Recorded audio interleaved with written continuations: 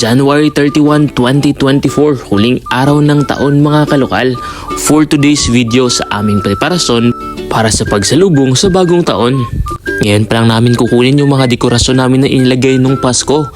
Dahil lalagyan na naman namin ito ng bago para sa bagong taon. Kasama ko pala ngayon sa pagpre-prepare ay si Kaloko, yung kapatid ko mga kalokal.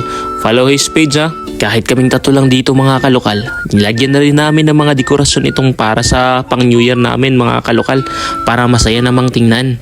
Matapos namin gawin ito ay binuksan muna namin yung parcel na na-receive namin. So karon mga kalokal no, mag-open na sa atong parcel nga gipadala gikan sa MWMM Souvenir online shop ni Miss Marlene no, atong classmate before sa elementary diri sa Sikayam. So gikan ni siya sa Davao. So atong i-open para sa New Year na muna nga sinina. Sa gusto palang mag-order nito mga kalokal, sa kanilang pa-t-shirts at iba't ibang mga souvenir items, check nyo lang sa kanilang page at i-follow ito. Matapos naming mag-unboxing mga kalokal ay pumunta naman agad kami sa Dipolog para bumili ng makakain namin at gagamitin namin mamaya. Kabili na pala kami ng mga pagkain nito mga kalokal at pumunta muna kami dito sa may mga nagbibenta ng mga paputok. At binalikan ulit si ate na nagbibenta ng mga orange at mansanas. Naging suki na talaga natin itong si ate mga kalokal. Pakapila na po daw. Pakapila na po duha. Thank you. Suki na talaga natin itong si ate sa susunod na taon ulit. Pagkatapos namin dito ay bumili naman kami ng cake. Dahil halos na nagkaubusan na ng cake mga kalokal, dito na lang kami pumunta sa Red Ribbon. At yung pinakamaliit lang yung pinili namin mga kalokal dahil tatlo lang naman kami sa bahay. At matapos namin pumili ng cake, bumili na naman ulit kami ng isang cake. Dahil sabi ko nga, hindi ko makain ng sobrang tamis na cake yung tatay namin. Chiffon cake lang talaga yung kinakain niya. Tapos mabili lahat ng mga bilihin ay umuwi na kami mga kalokal. At agad-agad naman naming inihanda sa lamesa yung mga nabili namin. Dati, upo, kain, tulog lang kami mga kalokal nung buhay pa yung nanay namin. Ngayon, kami na lang yung mismong gumagawa.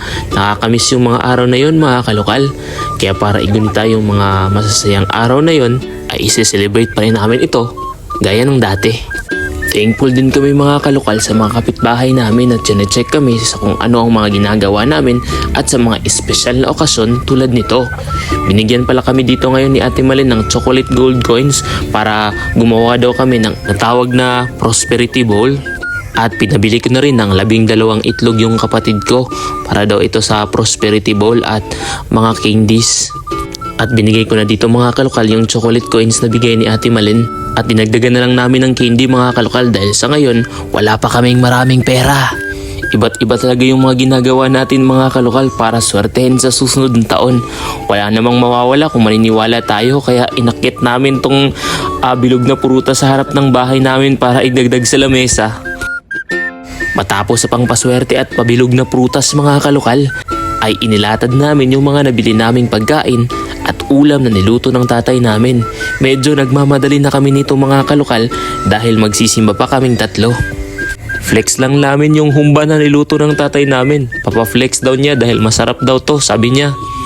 Matapos ng mahabang preparasyon namin mga kalokal ay natapos din. Pero bago kami magsimba, TikTok muna kami mga kalokal. Ayan na nga mga kalokal, nandito na kami sa simbahan pero nasa labas lang kami dahil ang daming mga tao.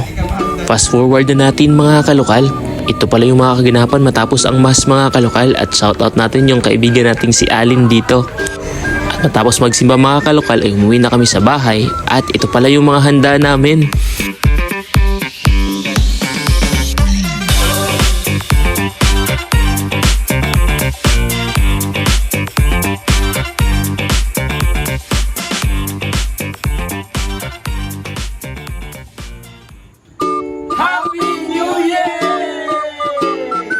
Matapos ang munti naming selebrasyon mga kalokal ay pumunta naman kami sa bahay ng pinsa namin.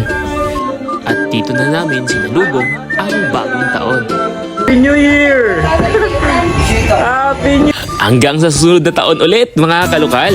Sana sa susunod na taon marami at danami pa tayong makiki, suporta, lokal, sharing local stories.